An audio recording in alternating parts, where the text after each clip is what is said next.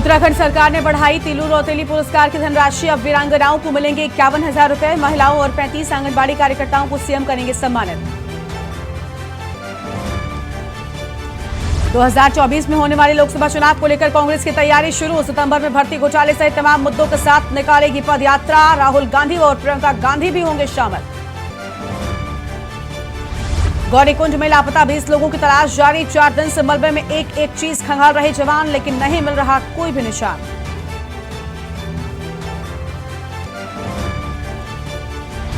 देहरादून में हुई मिशन इंद्रधनुष टीकाकरण अभियान की शुरुआत। महात्मा गांधी शताब्दी चिकित्सालय में हुआ टीकाकरण अभियान 5 के प्रथम चरण का शुभारंभ।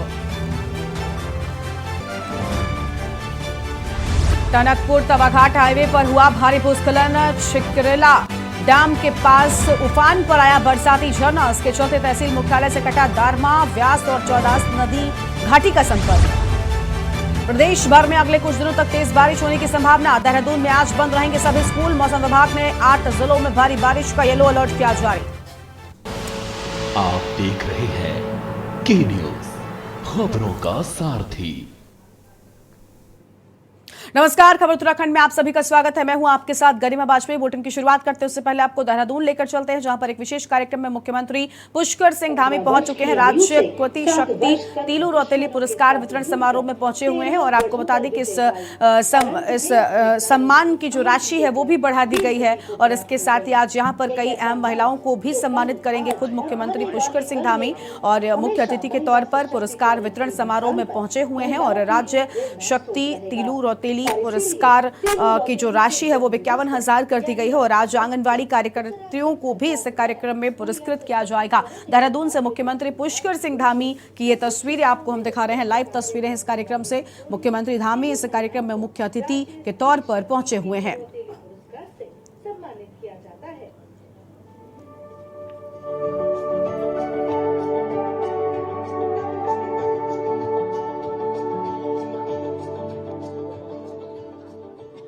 तीलू रौतेली पुरस्कार प्राप्त करना अपने आप में बहुत गर्व का विषय है और निश्चित रूप से तीलू रौतेली अपने आप में एक योद्धा थी। मैं समझती हूँ कि एक ये महिला जो कि बिल्कुल मासूम मानी जाती है उसकी क्षमता को दिखाता है। तो अपने आप में तीलू रौतेली मैं कह सकती हूँ कि एक योद्धा के प्रतीक के रूप में या जीवन के संघर्षों में किस प्रकार से हम फतह हासिल करते हैं, उस पुरस्कार को प्राप्त करते हुए आप योद्धा के रूप में अपने आप को सिद्ध करते हैं। यह पुरस्कार मुझे कहते हुए बेहद प्रसन्नता है कि महिला सशक्तिकरण बाल विकास विभाग लगातार राज्य बनने के बाद से इस पुरस्कार को देने का काम कर रहा है। और यह भी बेहद खुशी की बात है कि यह पुरस्कार किसी समय 8 मार्च को दिया जाता था, लेकिन जिस समय चूंकि तीलू रौतेली जी का जन्म दिवस 8 अगस्त को होता था, औचित्यपूर्ण दिन जो है वो 8 अगस्त बनता है। तो यह कहते हुए मुझे बेहद प्रसन्नता है कि मैंने इस विभाग की जिम्मेदारी लेने के साथ में संकल्प लिया कि जिस दिन तीलू रौतेली जी का जन्म दिवस 8 अगस्त माना जाता है, उसी दिन महिलाओं को यह अवार्ड या रिवॉर्ड उनको समर्पित किया जाए। तो महिला सशक्तिकरण विभाग ने एक निर्णय लिया और 8 अगस्त से जो है तीलू रौतेली और आंगनबाड़ी कार्यकर्ती पुरस्कार देने का संकल्प को पूर्ण करने का काम किया है। वास्तव में राज्य स्त्री शक्ति तीलू रौतेली एवं आंगनबाड़ी कार्यकर्ती पुरस्कार उत्तराखंड राज्य का सबसे प्रतिष्ठित सम्मान है, जो दर्शाता है कि महिला सशक्तिकरण एक व्यक्तिगत, सामाजिक, आर्थिक, राजनीतिक और सांस्कृतिक बदलाव की अहम विधि है। यह पुरस्कार एक समृद्ध और समान समाज के निर्माण में महिलाओं के सामर्थ्य, स्वाधीनता, योगदान और मनोबल को बढ़ाने का प्रयास करता है और यह प्रमाणित करता है कि उत्तराखंड की महिलाएं एवं आंगनबाड़ी कार्यकर्तियां समाज के सभी क्षेत्रों में सक्रिय भूमिका निभा सकती हैं और उन्हें उच्चतर स्तरों पर उत्कृष्ट कार्य कर असीम सफलता प्राप्त कर सकती हैं। प्रस्तुत है गत वर्षों से राज्य स्त्री शक्ति तीलू रौतेली एवं आंगनबाड़ी कार्यकर्ती पुरस्कार के सम्मान में कुछ गौरवान्वित महिलाओं की झलकियाँ। 2019-20 में मुझे शिक्षा, साहित्य व समाज के क्षेत्र में उत्तराखंड सरकार द्वारा तीलू रौतेली सम्मान से सम्मानित किया गया, जिसके लिए मैं बाल विकास एवं उत्तराखंड सरकार का हृदय से आभार व्यक्त करती हूँ। महिला सशक्तिकरण किशोरी बालिकाएं वो नौनिहाल के लिए अलग अलग क्षेत्र में कार्य किया गया, जिसके लिए उत्तराखंड सरकार द्वारा 2020 में मुझे राज्य आंगनवाड़ी पुरस्कार से सम्मानित किया गया। मैं उत्तराखंड सरकार व महिला सशक्तिकरण व बाल विकास का धन्यवाद करती हूँ। 19 और 20 में बाल विकास विभाग और उत्तराखंड सरकार के द्वारा मुझे तीलू रौतेली पुरस्कार से सम्मानित किया गया था। हम लोग सामाजिक कार्य करते हैं, सामाजिक क्षेत्रों में कार्य करते हैं। मैं बाल विकास विभाग और उत्तराखंड सरकार का धन्यवाद करती हूँ। सभी उपस्थित यहाँ पर मेरे सम्मानित गण और के मुख्यमंत्री पुष्कर सिंह धामी पहुंचे हुए हैं और आपको बता दें कि राज्य स्तरीय शक्ति तीलू रौतेली एवं आंगनवाड़ी कार्यकर्तियों को आज इस पुरस्कार वितरण समारोह में सम्मानित करेंगे खुद मुख्यमंत्री पुष्कर सिंह धामी और साथ ही यहाँ पर विशिष्ट अतिथि के तौर पर श्रीमती रेखा आर्य भी पहुंची हुई हैं। तस्वीरें आपको हम दिखा रहे हैं और ये कार्यक्रम की शुरुआत हो चुकी है। राज्य स्तरीय शक्ति तीलू रौतेली पुरस्कार वितरण समारोह में मुख्यमंत्री धामी पहुंच चुके हैं। तो देहरादून से तस्वीरें। उत्थान का काम, आगे बढ़ाने का काम, जिनके माध्यम से आप सबके विभाग में लगातार पिछले कई वर्षों से हो रहा है, ऐसे इस विभाग की मंत्री आदरणीय रेखा आर्य जी, हमारे आज के कार्यक्रम के अध्यक्ष, और इस विधानसभा क्षेत्र जहां पर ये कार्यक्रम होता है, इस विधानसभा का नाम है राजपुर विधानसभा। इसके लोकप्रिय विधायक हमारे बहुत वरिष्ठ नेता आदरणीय खजानदास जी,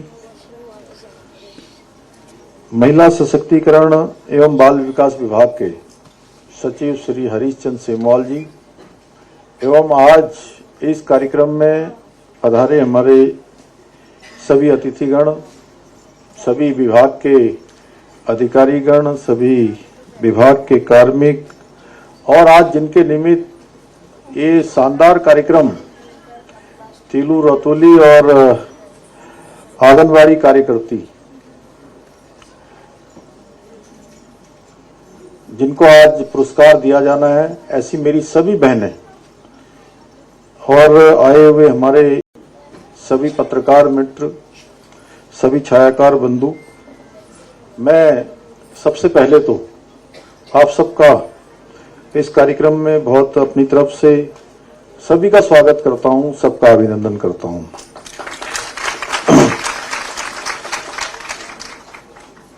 आज जिन जिन को भी, जितनी भी संख्या में आज तीलू रौतेली पुरस्कार प्राप्त करने वाली बहनों को, आंगनबाड़ी कार्यकर्ती पुरस्कार से सम्मानित होने वाली सभी बहनों को मैं अपनी ओर से बहुत शुभकामनाएं देता हूं, बहुत बधाई देता हूं, और कार्यक्रम में उपस्थित सभी मातृशक्ति को मैं नमन करता हूं। आप सभी को आज यहां पर सम्मानित करने का जो शुभ अवसर प्राप्त हुआ है, निश्चित रूप से आपको सम्मानित करना माने कि हम सब लोग जब आपको सम्मानित कर रहे हैं तो स्वयं को सम्मानित महसूस कर रहे हैं, स्वयं को गौरवान्वित महसूस कर रहे हैं कि आप सब लोगों ने विभिन्न विभिन्न क्षेत्रों में अनेकों ऐसे काम किए हैं जिसके कारण से समाज के अंदर एक आप सब लोग एक प्रेरणा के रूप में जाने जाते रहे हैं और आगे जाने जाते रहोगे।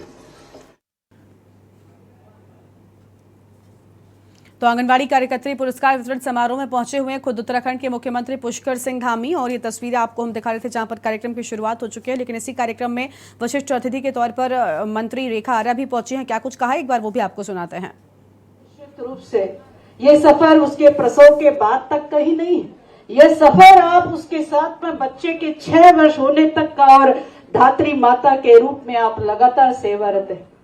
तो आपकी सेवाओं का प्रतीक ये वेशभूषा है, आपकी सेवाओं का प्रतीक यह आभूषण है, जिसे मैं पहनकर, जिसे मैं ओढ़कर, निश्चित रूप से आप जैसा जो आप सामाजिक काम में अपना दायित्व का निर्वहन कर रही है और जो खुशी प्राप्त करती है, आज मैं भी वह महसूस कर रही हूँ। मुझे भी कुछ गौरव के क्षण आज आप लोगों के माध्यम से प्राप्त हुए हैं। मैं बहुत आभार व्यक्त करती हूँ कि वाकई आपकी सेवाएं जितनी आप करती हैं, उस सेवाओं का कहीं ना कहीं आप मुझ में ये कह सकते हैं कि जो आपके हित में निर्णय होगा उससे मैं परे नहीं हूं, बल्कि उसके साथ हूं और उसके साथ आगे बढ़ने का लगातार निर्णय दर निर्णय विगत 5 वर्ष और इस कार्यकाल के 1.25 वर्षों में लगातार वो निर्णय हो रहे हैं। मुझे इस बात को भी कहते हुए बेहद प्रसन्नता है कि हमारे मुख्यमंत्री जी ने लगातार अपने कार्यकाल में 2021 में और 2022 और 23 के कार्यकाल में भी लगातार उनका यह कथन भी और उनके निर्णय भी, चाहे वो महालक्ष्मी किट के रूप में हो, चाहे वो बाल पलाश योजना के रूप में हो, जहां पर हम अपने बच्चों को केले और अंडे के रूप में ये कोशिश कर रहे हैं कि उनको प्राप्त हो, प्राप्त होने के साथ में कुपोषण से लड़ सके, चाहे महिला के पोषण के संदर्भ में हो, चाहे मातृ वंदना के संदर्भ में हो, नंदा गौरा योजना के संदर्भ में हो, मुख्यमंत्री आंचल अमृत योजना के संदर्भ में हो, इत्यादि ऐसी न जाने कितनी योजनाएं हैं जिसे तक धरातल पर उतारने का काम आप बहनें करती हैं। और निश्चित रूप से शायद उसी का आशीर्वाद है कि एक ऐतिहासिक जीत, क्योंकि सरकार के निर्णयों का निष्पादन यदि तरीके से हो जाए, ठीक से हो जाए, तो वह सरकार की पुनरावृत्ति होती है।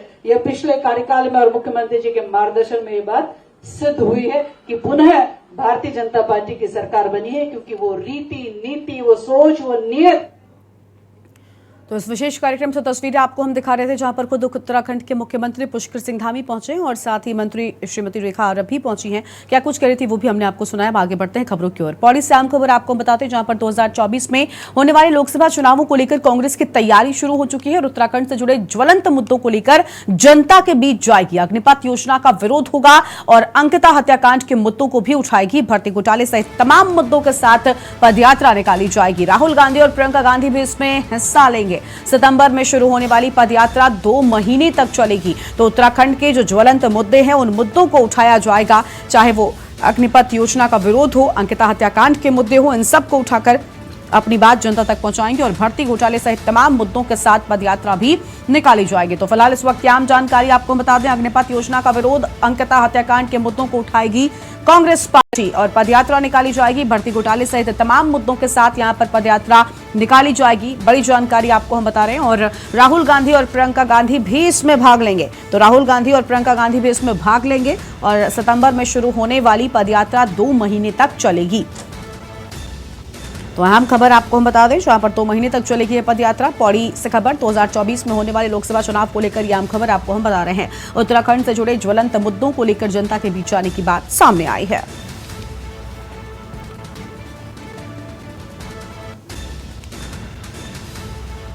और अगली खबर है देहरादून से, जहां पर आंगनबाड़ी कार्यकर्त्रियों को तीलू रौतेली पुरस्कार। दून में मानसी नेगी समेत 13 को तीलू रौतेली पुरस्कार। वहीं मुख्यमंत्री पुष्कर सिंह धामी ने पुरस्कार वितरित किए और आंगनबाड़ी कार्यकर्त्रियों को सीएम सम्मानित करेंगे। आंगनबाड़ी कार्यकर्त्री 2022 से 23 पुरस्कार देकर सम्मानित किया जाएगा। 35 आंगनबाड़ी कार्यकर्त्रियों का चयन किया गया है। सर्वे चौक स्थित IRTT सभागार में पुरस्कार वितरण कार्यक्रम होगा। तो यह आम खबर आपको बता दें, आंगनबाड़ी कार्यकर्त्रियों को भी सीएम सम्मानित करेंगे। तो देखिए, कार्यक्रम की शुरुआत हो चुकी है, बस अब से थोड़ी ही देर में सम्मानित होने की बात सामने आ रही है। और आंगनबाड़ी कार्यकर्त्री 2022 और 23 पुरस्कार को लेकर आम खबर 35 कार्यकर्त्रियों का चयन भी कर लिया गया है। अब आगे बढ़ते हैं खबरों की ओर।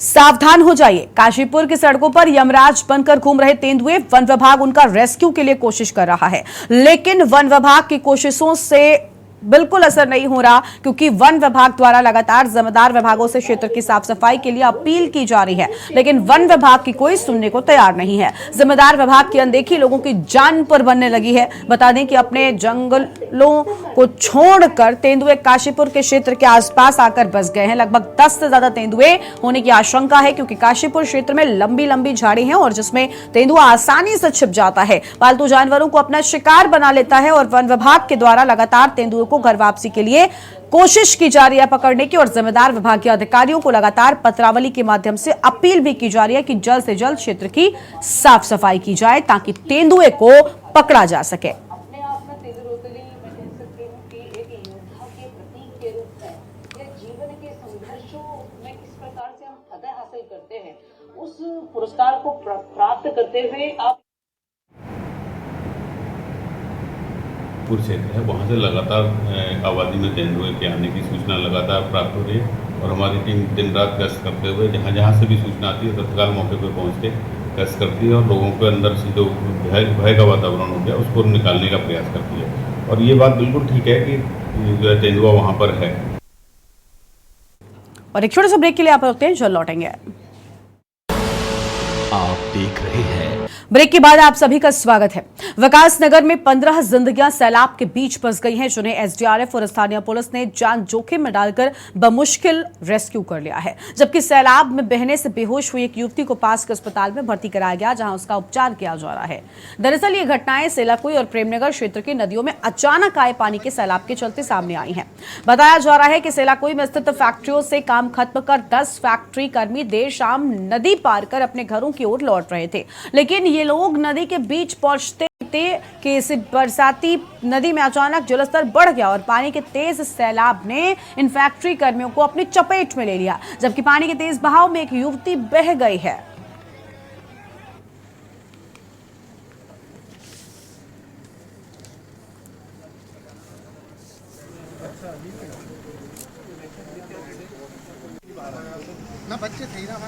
के सीमांत क्षेत्र कंधार के अंतर्गत आने वाले गांव में मनाखेत गांव विकास की मुख्यधारा से कोसों दूर हंसिये में पड़ा है। मनाखेत गांव की आबादी 300 के आसपास है। गांव तक पहुंचने के लिए नदी को पार करना पड़ता है।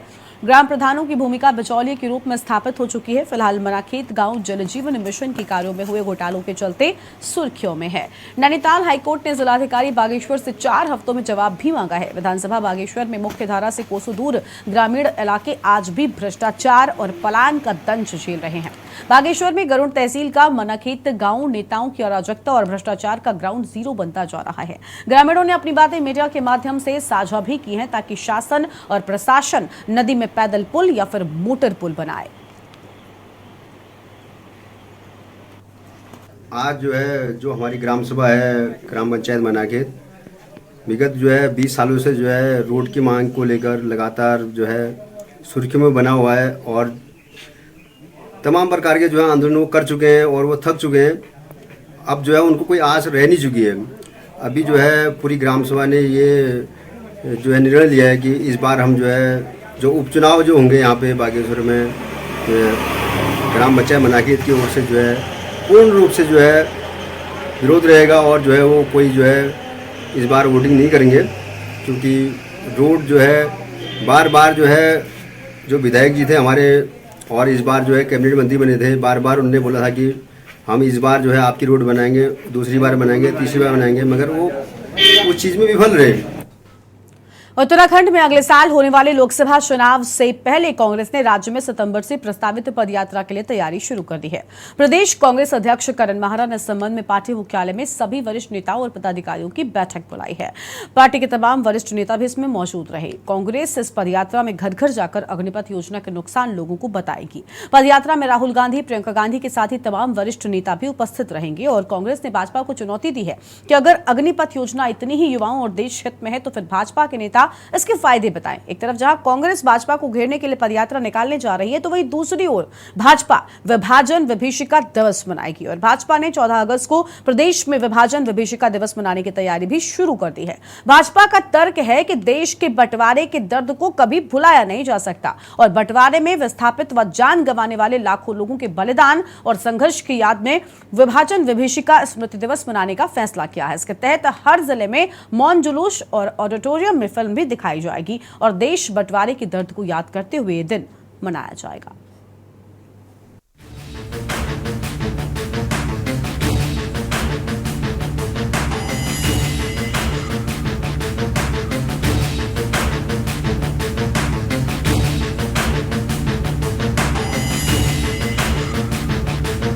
उत्तराखंड में अगले साल होने वाले लोकसभा चुनाव से पहले कांग्रेस ने राज्य से सितंबर से प्रस्तावित पदयात्रा के लिए तैयारी शुरू कर दी है। प्रदेश कांग्रेस अध्यक्ष करण माहरा ने इस संबंध में पार्टी मुख्यालय में सभी वरिष्ठ नेताओं और पदाधिकारियों की बैठक बुलाई। बैठक में पार्टी के तमाम वरिष्ठ नेता उपस्थित रहे। कांग्रेस इस पदयात्रा में घर घर जाकर अग्निपथ योजना के नुकसान लोगों को बताएगी। पदयात्रा में राहुल गांधी, प्रियंका गांधी समेत तमाम वरिष्ठ नेता उपस्थित रहेंगे। कांग्रेस ने भाजपा को चुनौती दी है कि यदि अग्निपथ योजना इतनी ही युवाओं और देश के हित में है तो भाजपा के नेता इसके फायदे बताएं। इसके साथ ही कांग्रेस इस पदयात्रा के सहारे स्थानीय मुद्दों को भी उठाएगी। कांग्रेस को पूरी उम्मीद है कि राहुल की भारत जोड़ो यात्रा की ही तरह इस पदयात्रा से भी कांग्रेस को लाभ मिलेगा। आज जो बैठक हो रही है वो तो यात्रा के परिप्रेक्ष्य में है। बाकी प्रदेश कांग्रेस कमेटी जो है जो दिशा निर्देश देगी उसके अनुरूप जो है कोई हमारे साथी कार्य करेंगे। मैं कौन होता हूँ सुझाव देने वाला।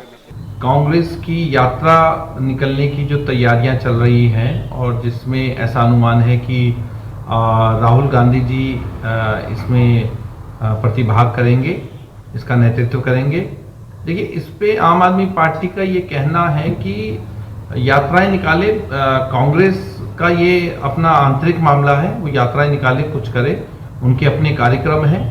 लेकिन हमारा इसमें सीधा ये स्पष्ट कहना है कि प्रदेश के अंदर, उत्तराखंड प्रदेश के अंदर जिस प्रकार से कांग्रेस के जो नेता हैं उनमें जो खींचतान है, जो दड़ेबाजी है, जो जिसे हम कह सकते हैं कि कहीं ना कहीं ऐसा देखने में आता है सिर्फ उठव्वल होती है, बयानबाजी होती है, अखबारबाजी होती है, उसको कहां तक राहुल गांधी जी रोक पाएंगे, ये एक बड़ा सवाल है। एक तरफ जहां कांग्रेस भाजपा को घेरने के लिए पदयात्रा निकालने जा रही है तो दूसरी ओर भाजपा विभाजन विभीषिका दिवस मनाएगी। भाजपा ने 14 अगस्त को प्रदेश में विभाजन विभीषिका दिवस मनाने की तैयारी शुरू कर दी है। भाजपा का तर्क है कि देश के बंटवारे के दर्द को भुलाया नहीं जा सकता। बंटवारे में विस्थापित व जान गंवाने वाले लाखों लोगों के बलिदान व संघर्ष की याद में विभाजन विभीषिका स्मृति दिवस मनाने का फैसला किया है। इसके तहत हर जिले में मौन जुलूस और ऑडिटोरियम में फिल्म दिखाई जाएगी और देश बंटवारे के दर्द को याद करते हुए यह दिवस मनाया जाएगा। भाजपा का आरोप है कि आज़ादी से ठीक एक दिन पहले साजिश के तहत भारत को 2 हिस्सों में बांटा गया और पाकिस्तान के रूप में अन्य धर्म आधारित देश बनाया गया। विभाजन के नाम पर नफरत फैलाई गई। 14 अगस्त को देश का किया गया विभाजन मानव इतिहास में सबसे बड़े विस्थापन में से एक था, जिसमें 2 करोड़ लोग प्रभावित हुए थे। वहीं कांग्रेस ने बीजेपी पर जनता को भड़काने का आरोप लगाया। आदरणीय प्रधानमंत्री नरेंद्र भाई मोदी जी के नेतृत्व में जब से केंद्र में भारतीय जनता पार्टी की सरकार आई है और जब हमारे दुर्भाग्यपूर्ण हमारे देश का जब बंटवारा हुआ, उस बंटवारे के बाद बंटवारे की दंश जिन लोगों ने झेला, जो हजारों लाखों लोग उस बंटवारे के दौरान मारे गए, उनको श्रद्धांजलि देने के लिए भारतीय जनता पार्टी पूरे देश भर में विभाजन विभीषिका स्मृति दिवस के रूप में उसको व्यापक रूप से मनाने जा रही है। इसके तहत हमारे प्रदेश में 3 सदस्यीय एक टीम बनाई गई है अपने प्रदेश महामंत्री राजेंद्र बिष्ट के नेतृत्व में, संयोजकत्व में, और इसी प्रकार से जिले और मंडल स्तर पर भी 3 सदस्य समिति का गठन किया जाएगा। आजादी की एक लंबी लड़ाई लड़ी स्वतंत्रता संग्राम सेनानियों, देश के लोगों ने, और जिन लोगों ने आजादी की लड़ाई लड़ी वो उस दौर के दर्द को जानते हैं कि अंग्रेजों ने किस तरीके से हम लोगों पर अत्याचार किए और अंग्रेज जाते जाते देश को विभाजन का दर्द दे गए। हम उसको नहीं भूल सकते हैं। लेकिन आजादी बड़ी कुर्बानियों के बाद, बड़े आंदोलनों के बाद, बड़े संघर्ष के बाद मिली है। उस आजादी को बनाए रखना हम सबका कर्तव्य है। लेकिन देश की विभाजन की बात को अगर हम एक ध्रुवीकरण की राजनीति के तहत अगर मनाते हैं या हम किसी वर्ग विशेष को इसका दोष देते हैं तो निश्चित तौर पर उसका एक सकारात्मक संदेश नहीं जाएगा। आज संदेश प्यार का, प्रेम का, एकता का देने की आवश्यकता है और निश्चित तौर पर मुझे लगता है कि सभी लोग ये संदेश देने का प्रयास करेंगे। एक तरफ जहां कांग्रेस भाजपा को घेरने के लिए पदयात्रा निकालने जा रही है तो दूसरी ओर भाजपा विभाजन विभीषिका दिवस बनाकर एक बार फिर कांग्रेस को घेरने की तैयारी कर रही है। सवाल ये है कि क्या दोनों दलों की ये घेराबंदी जनता के दिलों में जगह बना पाएगी? क्या राहुल गांधी को सुप्रीम कोर्ट से मिली राहत और उसके बाद संसद की सदस्यता बहाल होने के बाद राहुल गांधी बीजेपी पर फिर भारी पड़ने वाले हैं? Uttarakhand desk report.